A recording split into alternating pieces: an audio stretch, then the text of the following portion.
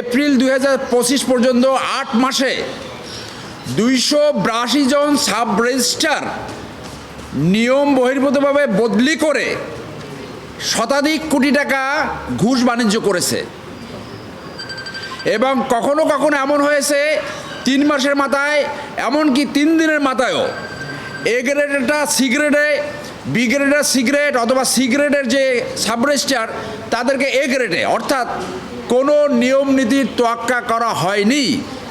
এছাড়াও এই শামসুদ্দিন মাসুমের দুর্নীতি তত্ত্বাবধায়ক সরকারের সময় ছড়িয়ে পড়ছে, এটা ওপেন সিক্রেট, সবাই জানে যে কোথায় কোথায় সে দুর্নীতি করেছে। আমরা বিশ্বাস করতে চাই আসিফ নজরুল সাহেব এই দুর্নীতির সাথে যুক্ত নয়, কিন্তু যেহেতু পত্রিকায় লিড নিউজ হয়েছে, আমার এই আজকে আবেদনের ভিত্তি হলো এই পত্রিকার লিড নিউজ আপনারা দেখতে পাচ্ছেন, লিড নিউজ।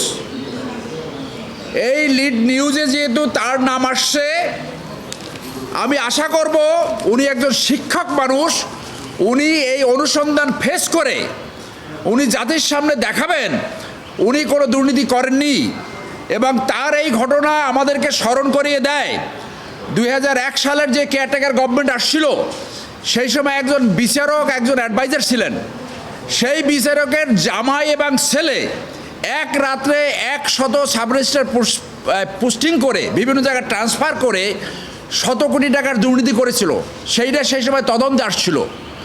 যে পরিবর্তনের আকাঙ্ক্ষায় 5ই আগস্ট সংগঠিত হয়েছে, একজন তত্ত্বাবধায়ক সরকারের অ্যাডভাইজারের বিরুদ্ধে যদি এই অভিযোগ আসে, এটা জনস্বার্থে, দেশের স্বার্থে এটা অবশ্যই অনুসন্ধানের মাধ্যমে নিষ্পত্তি করতে হবে। সেই জন্য আমরা আজকে এই আবেদনটা করেছি। আশা করি দুর্নীতি দমন কমিশনের চেয়ারম্যান এবং নতুন কমিশন যখন আসবে, তারা অতি গুরুত্বের সাথে এই বিষয়টি অনুসন্ধান করবে এবং আইনগত ব্যবস্থা গ্রহণ করবে। এইটা পত্রিকায় অলরেডি যেহেতু হেডলাইন নিউজ হয়েছে পত্রিকায়, এবং দুর্নীতি দমনই হইল আমাদের বিধিবদ্ধ সংস্থা, এটাকে অনুসন্ধান করা। অনুসন্ধান ব্যতীত ওনার এই ক্লেম তো প্রতিষ্ঠিত হবে না। যেহেতু পত্রিকায় লিড নিউজ হয়েছে এবং এইটা মিডিয়া ট্রায়ালের ব্যাপার না, এটা জনগণের রাইট টু নো, জনগণের জানার অধিকার। এবং মিডিয়া ট্রায়াল, ওনাকে তো আমি নিজেই বললাম যে আমি বিশ্বাস করি উনি হয়তো এই দুর্নীতির সাথে জড়িত না, কিন্তু সেইটা ক্লিয়ার হবে কিভাবে? একমাত্র দুর্নীতি দমন কমিশনের অনুসন্ধান শেষে আমরা উনি ক্লেম করতে পারবে উনি এই দুর্নীতির সাথে জড়িত কিনা।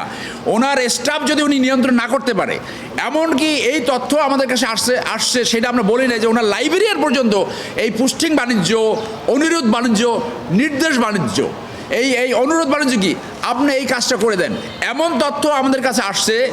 এই যে শামসুদ্দিন মাসুম, সে দুর্নীতি দমনের একজন অফিসারকে একটা রিকোয়েস্ট করেছে, সেই রিকোয়েস্ট সে রাখে নাই বইলা তাকে সেখান থেকে বদলি করে দিছে।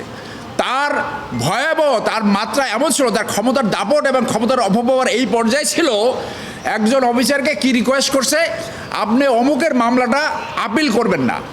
আপিল করা না করা তার এখতিয়ার না, আপিল করা একটা আইনি প্রক্রিয়া। সেই অনুরোধ রাখেনি বলে তাকে সেইখান থেকে বদলি করে দেয়। এই পর্যায়ে এই শামসুদ্দিন মাসুমের কার্যক্রম চলছিল। অতএব আমাদের এইখানে আমি মনে করি দুদকের এইখানে অবশ্যই এইটা অনুসন্ধান করে তারপরে এই অভিযোগ নিষ্পত্তি করতে হবে।